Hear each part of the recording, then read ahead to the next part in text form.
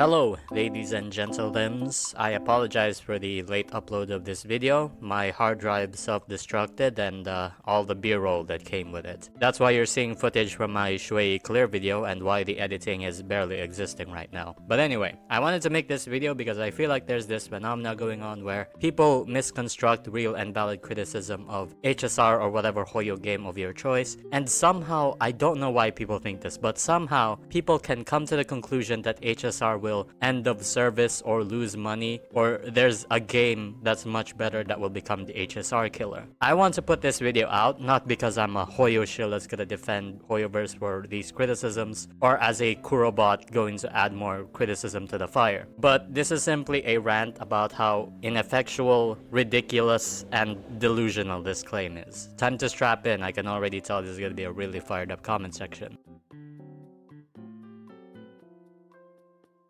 To get my point across, I want to put in some really big criticisms, not all the criticisms of course, because that's gonna be way too long, that people somehow think is going to end a billion-dollar company's game once and for all. First of all, and probably one that is directly tied to my channel, HSR will EOS because the meta is imbalanced. Global passives, power creep, HP inflation, all of the above. As someone that observes and revolves around Star Rail meta, I personally have a lot of criticisms about the balancing wrongs that HSR has. HP inflation and power creep are tied together. I've also mentioned how they trivialized one of the main mechanics of the game, which is break. Global passives, also made a huge video about that. I'd like to believe that all of my points are valid criticisms, and all of these are not done well by HSR that makes the meta a mess. But let's be completely honest with each other. The meta being unbalanced will not make HSR end of service, and you'd be really delusional to think that. It's very heavy to assume that 1/4 of the HSR player base, around 25%, can even do endgame or care about it. It's even heavier to assume that half of the 25% of people can clear. It's even more absurd to think that half of that can clear MOC at 36 stars every single time. The thing about power creep, global passives, or whatever you think is a mess, is that the people that will be hit the hardest by imbalances are those that do not spend at all. If you do not spend, you have to be critical of your pulse or really skillful to get to endgame. If you stop and trip, then there's no way you can get out of it because you don't have money. You simply have to grind some more so you could get out of the hole that you've dug yourself into. If HSR loses a free-to-play, non-spending player like that, how much money do you think they would even lose, if there will be any? But let's say if you do have money, you can dig yourself out of it pretty easily by just wailing for the newest character. As you spend more money, those balancing issues become less of an issue to you, until the vast majority of profits that come from the smaller amount of whales still clear all endgame even with scuffed builds and having overcapped resin. I like to use this age-old chart about whale spending to illustrate how futile it is. Honkaistarrail is a game that has a very high spending ceiling. You can cover up almost every skill issue in endgame just by spending money. To say that any of the meta's issues would be the cause of HSR's demise is a pure lie to think so. It's a problem that hits hardest for a minority of a minority of a minority of a majority that makes up the minority of the money that the game gets. This is a for-profit company. And again, I agree with most of the criticisms people have with endgame, and you are free to quit whenever because of that. But calling global passives a funeral and a cause of death of the game is disingenuous. It's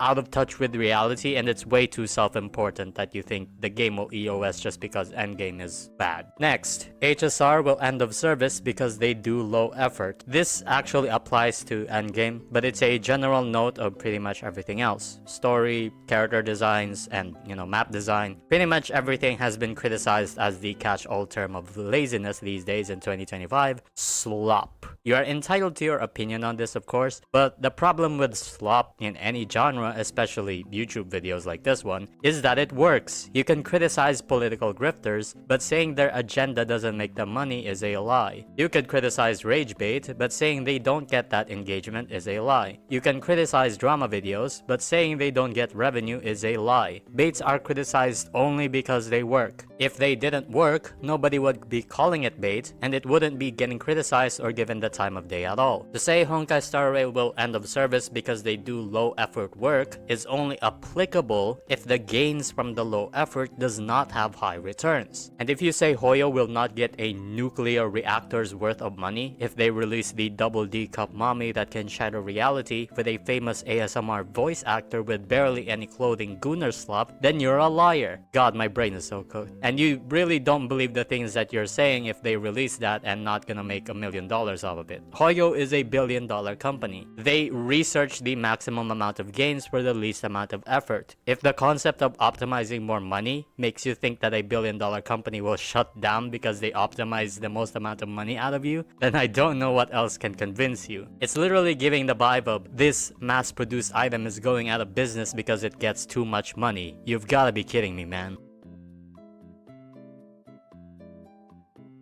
Next, HSR will end of service because of competition. Now we're getting to more nuanced arguments. If there is a game that does as good as HSR and even better at some respects, then yes, HSR will start fighting harder and lose a bit of revenue. If the fight is so one-sided that every HSR player just doesn't play anymore and jumps to that game, then HSR will be lost. But this implies a couple of things that make it highly unlikely, bordering impossible to happen in our lifetime. First, find a game with better mechanics than HSR that appeal to more people. Okay, there's a couple of them. Second, find a game with a better monetizing scheme that can get more money. Okay, this is a little harder. Third, find a game with better advertising that can make them a valid competitor. There's barely anything existing left. Fourth, find 10 of these that will push HSR out of the top running. Nope. Lastly, somehow excuse the fact that Hoyo's game Tears of Themis is still running for years now, and somehow HSR will EOS in less amount of time. Hoyo is a really rare exception of a gacha company that keeps their really old titles even though they should have end of service years ago. They are so well off in their profits that they can do this with little loss. For HSR to be out of service, you not only have to find a sizable amount of games in the same genre from a much more profitable company, but also for HSR to tank itself so hard despite all their lab-tested marketing schemes. And even then, end of service would be a fairly rare option because of Hoyo's history. Even if a much more generous game with as much quality as HSR rolls around, the fact that it is more generous by itself means that they can't reach HSR's numbers. That's the point of being greedy. It works. You can look at something similar with Wuthering Waves and Genshin. Wuthering Waves, in my opinion, is the outright better game in terms of generosity and feedback. But to say Genshin will end because of this is delusional. The point of Wuthering Waves is they aren't as greedy and don't make as much money because of it. Why would Genshin end of service when it does so much better than that? With the scale of Hoyo, the only way they can lose for a couple of years is for Love and Deep Space to really start locking in and steal all the female gacha players. Even that's a long shot though. I can assure you, Love and Deep Space outselling and monopolizing the female market will also come with greedy caveats too to maintain their profit margins. Point is, yes, competition can make HSR end of service, but the stars have to align in such an unlikely way to make it work. And even then, it's more likely they'll still have enough to run HSR. HSR will EOS because people are quitting. Now this is actually possible. It sorta ties in with all of the other points. The thing is though, it doesn't matter how many people are quitting, let's be honest about it. One lost whale is more valuable than 10,000 free-to-plays boycotting for whatever reason. It's not about how many people, but the money that the people that are quitting are gonna be lost on. Truth be told, I can quit HSR at any point, and HSR wouldn't miss me. I haven't spent any money since 2.6, and therefore they lost nothing if I started making Wuwa content. If one of my whale friends that E6 Castorist quit though, there might be a little more issue for Hoyo. HSR has one of the largest player bases in the gacha game sphere, and therefore the largest amount of whales. If all of them can agree on something and voice it, we will see real changes. Like let's say New Villette. If it only affected free-to-plays, truthfully I don't think people would care, but since it affected whales who actually had money, and Chinese players in a fit of rage did some unhinged activity, then they started to do something. How likely will HSR end of service if these people, you know, the whales, quit? Actually, how likely is it that you can get people to quit anyway? The thing is, for a max exodus of quitting to have some sort of effect, you have to get the whales to agree on something and go with you. And more often than not, just like any other group of people, you can't get them to unite completely. Oh, power creep is a problem? One whale knows it is a problem and quits, but comes back. One of them doesn't care and still spends anyway. One whale doesn't even know endgame exists, and one whale doesn't even play the game at all and just logs into pool. And I don't blame the whales for not uniting because free-to-plays can barely coexist too. Power creep is fine for some free-to-plays. It's part of the challenge. Others don't care, and others only log into pool once in a while. Others hate it and want to quit. Everyone has different thresholds of greed and what they consider as part of the rulebook. To say Star Rail will end of service because people are quitting is not wrong, but to get the right people, whales specifically, to unite on a certain topic is not easy at all. When controversy in HSR hits, you have to consider one thing: who does it affect? And really how many? Just because 10 people on Discord said a boycott is working doesn't mean it will. And if you say it as such, then the valid criticism becomes doom posting for an unrealistic result. honkaistarrail will EOS because Hoyo is too greedy.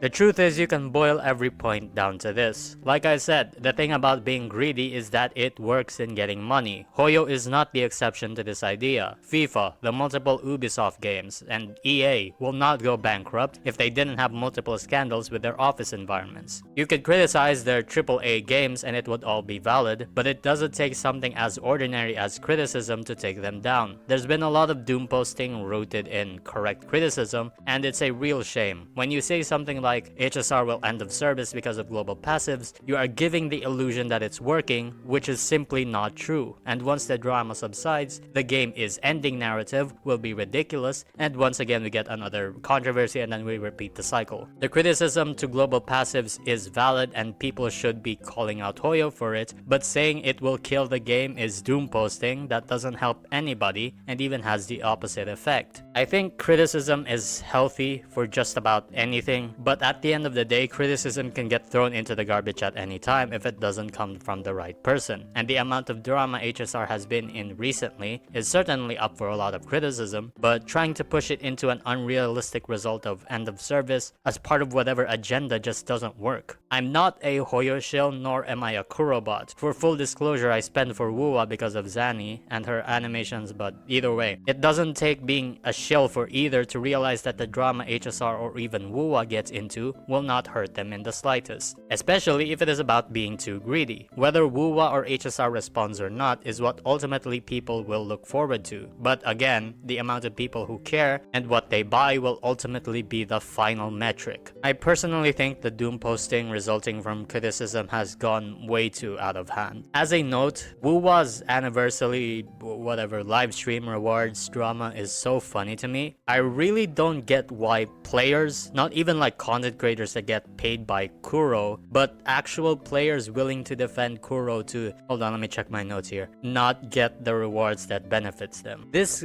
is very familiar. I don't know who also made this narrative and somehow people supported it, but I guess now it's not a good one, isn't it? To give my quick opinion on this drama, a free standard or limited 5-star in both Hoyo or Kuro gachas really won't kill them. Like, who cares? These are both multi-million-dollar companies. Once a year would definitely not hurt them, especially since they gain quite a number of new players that would miss out on it. Like, really, how does it hurt you that Kuro is making like 1 million less money out of the multi-millions they already have? How does this hurt you in any way? Don't you want 30 pulls? Like, yeah. I also love how people are putting Japanese gacha players in a pedestal because they call us, you know, greedy and beggars. Bro, if you've seen JP gachas back in the day, you would have a stroke. The reason why gacha was so niche years ago was because it was predatory. It was a glorified pachinko machine. With gacha games becoming more recent and more mainstream, gachas had to start implementing pity systems and all like that. Japanese gacha games had no pity system. You could look at FGO, they added it on their 7th anniversary. Really terrible stamina systems that you needed to log in every 6 hours if you didn't want to overcap. Oh, let's also talk about Valkyrie Connect, which has PvP and really bad gacha rates. You can't even beat endgame without getting the meta as hell units. Oh, and you also have really bad free-to-play income rate like GBF. The spark count needs you at 300 pulls to pity a character. You reach this amount in like 9 months as free-to-play. They are used to getting their money and time stolen so hard that they are willing to defend this. Do not put them on a pedestal because of that. But anyway, just to get back to the main point, I'm not excusing excusing greed from any of these gacha companies. I just think it's really counterproductive to make people believe that instances of greed are somehow going to lead to the worst scenario possible for a game, which is EOS. Greedy is greedy because it works, okay? I really wish we could healthily criticize HSR without doom posting about unrealistic scenarios or making it so that people have this false sense of belief that what they're doing is working and so they stop pushing. That just doesn't work for anybody, and that doesn't really benefit anybody. I think it actually does the reverse. But anyway, I hope you guys like this video. I'm sorry I went in that